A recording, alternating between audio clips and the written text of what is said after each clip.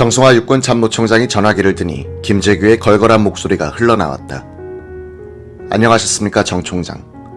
오늘 저녁 뭐 바쁜 일 있습니까? 특별한 일은 없습니다. 저도 별일이 없습니다.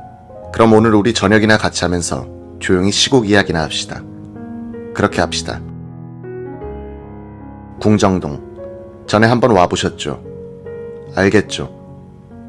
압니다. 정승화 장군은 근 한 달 전에 김재규가 식사를 같이 하자고 연락이 왔지만 선약 때문에 거절한 적이 있었다. 이날도 김종수 장군 송별연을 취소하지 않았더라면 김재규와의 자리는 성사될 수 없었다. 정 장군은 그때 김재규의 목소리는 정중하고 평상 그대로였다고 기억하면서 나는 지금도 김재규가 나와 먼저 저녁 약속을 했고 그 직후에 대통령과 만찬이 있다는 통보를 받았다고 믿고 있다고 했다. 12.6 사건의 미스터리 중 하나는 김재규가 정 총장에게 전화를 건 시각이 대통령과의 만찬이 있다는 연락을 경호실장으로부터 받은 뒤인가 그 전인가 하는 것이었다. 대통령과의 만찬이 있다는 연락을 받은 뒤에 정승화 총장과 겹치기 약속을 했다면 이는 김재규의 사리가 발동한 기점이 되기 때문이다. 이 쟁점에 종지부를 찍을 만한 자료를 기자는 이번 취재에서 발견했다. 1979년 10월 29일 윤병서 의전 비서가 합수부에서 쓴 자필 진술서는 자신이 4시 40분에 총장실로 전화를 걸어 김 부장에게 연결시켜 주었다고 밝히고 있기 때문이다. 이 전화는 두 사람의 운명뿐 아니라 이 나라의 진로를 바꿔놓는 중대한 인연을 만든다. 이 전화는 12.6에서 12.12 사건으로 이어지는 드라마의 무대에 긴 그림자를 들이우게 된다. 이날 밤 무대의 한 조연이 된 정보부 김정섭 제2차장부는 점심때 조선비료 김덕엽 사장의 셋째 아들 결혼식장에 갔다가 감사원 엄병길 감사위원과 재무부 조충훈 차관을 만나 신라호텔 일식당에서 점심을 함께했다. 국내 정치당담인 그는 남산 사무실로 돌아와서는 석간신문과 상황보고서를 훑어보았다.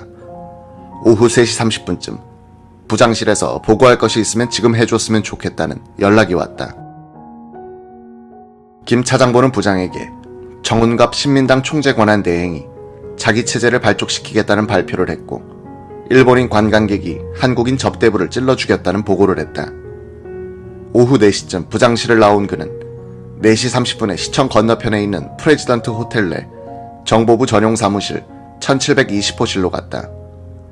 이 방에서 신민당 김모 의원과 만나 당내 사정에 대해서 이야기를 나누고 있던 오후 5시쯤 보좌관 박영학이 들어와 김 부장이 전화를 해달랍니다 라고 했다. 김 차장부는 대화를 중단하고 전화를 걸었다. 오늘 저녁 6시 30분까지 궁정동 사무실까지 오시오.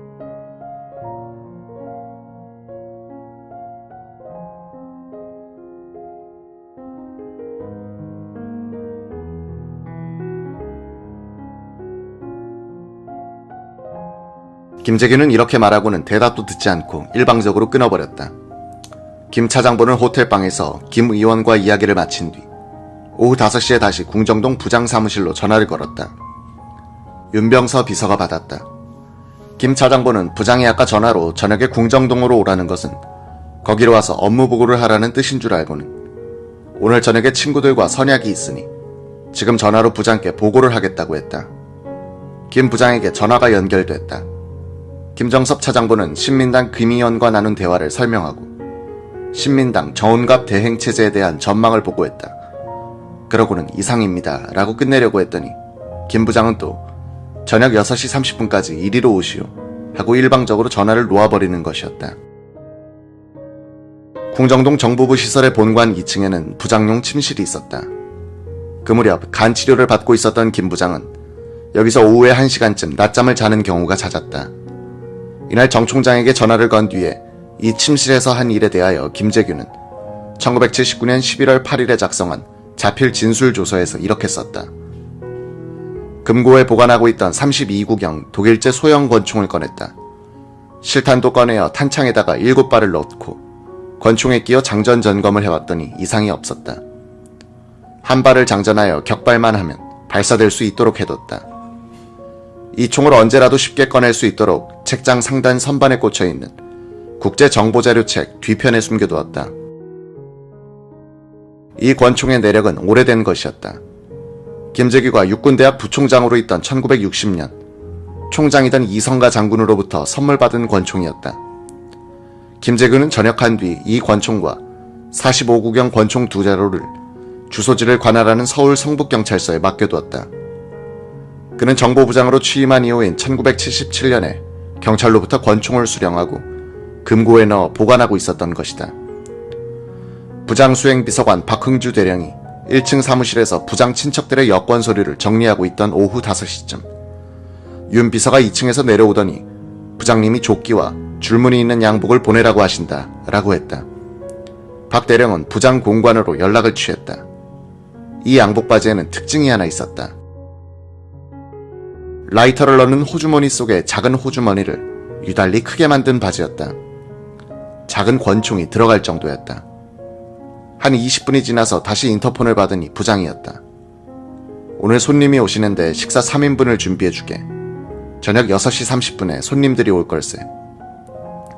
오후 5시를 지나자 오늘 대행사에 관리 책임자 박선호 의전과장은 직접 차를 운전하여 플라자 호텔 커피숍에서 신재순을 태우고 내자 호텔로 차를 몰았다.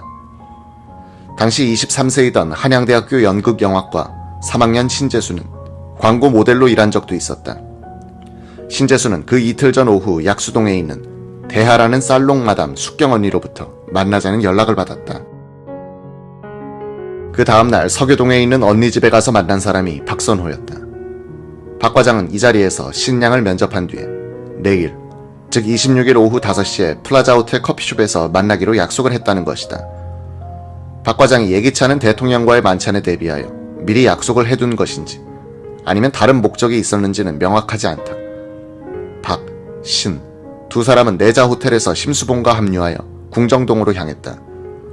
박선호는 마음이 급한지 중앙선을 넘나드는 고개 운전을 하며 달렸다. 이날 오후에 박흥주 대령은 짬을 내어 부장 경호차를 타고 광화문 에스콰이어 양화점에 갔다. 평소 무좀으로 고생하던 그는 여기서 검은색 구두를 사가지고 돌아왔다.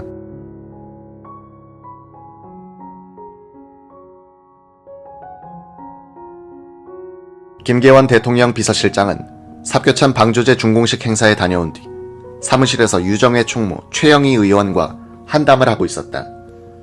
며칠 전 군선배인 최 의원은 전역을 하자고 김 실장에게 연락했으나 대통령이 갑자기 부르는 바람에 성사되지 않아 그 약속을 오늘로 미루어 미리 사무실에 와 있었던 것이다. 김 실장은 각하께서 또 찾으실지 모르니 5시까지 조금 더 기다려봅시다 라고 했다. 오후 4시 30분쯤 경호실장이 전화를 걸어왔다. 오늘 각하를 모시고 전역을 하게 됐습니다. 6시까지 정보부장한테 가십시오. 김 실장은 전화기를 놓고는 최영희 의원에게 웃으면서 이러니 제가 약속을 못합니다 라고 했다. 김계원 실장에게는 전해 12월 취임한 이후 이번 만찬이 4번째였다. 경호실장으로부터 오라는 연락이 없으면 갈 수 없는 자리였다. 김 실장이 마지막으로 궁정동에 간 것은 그 2달 전에 이 궁정동 나동 만찬장을 수리한 뒤였다. 김재규가 안내를 하면서 식탁 밑으로 푹 패여 다리를 놓게 되어 있는 부분을 자랑스럽게 설명했다. 발바닥이 닿는 바닥에 용수철 장치가 되어 있어 촉감이 좋았다. 박정희는 그 속으로 상체의 반쯤을 넣어보면서 여기에 숨어도 되겠군 이라고 했다. 김계원 실장이 궁정동 본관에 도착한 것은 5시 20분쯤. 정보부 측의 안내 없이는 비서실장조차 나동 만찬장에 갈 수가 없어 본관으로 먼저 들어가야 했다. 실장 혼자 본관 1층으로 들어오자 회의실로 그를 안내한 윤병서 비서는 곧장 2층으로 올라가 자고 있던 부장을 깨웠다. 잠시 후 김재규는 2층에서 내려와 김계원이 기다리고 있는 회의실로 들어왔다. 김재규가 말문을 열었다. 오늘 무슨 일입니까? 모르겠소. 오늘 행사도 다녀오시고 해서 쉬실 줄 알았는데. 저는 오늘 만찬이 없을 줄 알고 정승화 총장과 저녁 약속을 해뒀는데. 김재규는 난감한 표정을 지었다. 김계원 실장이 꺼낸 다음 말은 김재규의 분통을 터뜨릴 만한 것이었다. 헛수고 많이 했소. 신민당 공작은 공화당이 다 망쳐놨소. 중정은 수고만 하고. 사표를 일괄 반환한다는 말이 이틀만 늦게 나왔어도 되는데 할 수 없죠. 이제부터는 정대행이 출범하면 하나씩 붙여줘야죠. 그해 10월 초 김영삼 신민당 총재의 의원직 제명에 항의하여 신민당 의원들이 일괄 제출한 의원직 사퇴서에 대해 그 이틀 전 공화당이 이 사퇴서를 한꺼번에 반환하겠다고 발표한 것을 두고 나누는 대화였다. 정보부에서는 김영삼 계열의 신민당 당직자들에게 압력을 넣어 당직에서 사퇴하게 한 다음 법원의 판결에 의해서 이미 총재 직무가 정지된 김영삼으로부터 당권을 빼앗아 정운갑 총재 권한대행에게 넘기는 공작을 추진하고 있었다. 정보부는 이런 공작의 압력용으로 신민당 의원들이 제출한 사퇴서를 선별하여 수리하겠다는 썰을 퍼뜨리고 있었는데 공화당이 다 반환하겠다고 하는 바람에 정보부는 협박 수단을 놓치고 협조할 듯한 의원들도 강경으로 돌아섰던 것이다.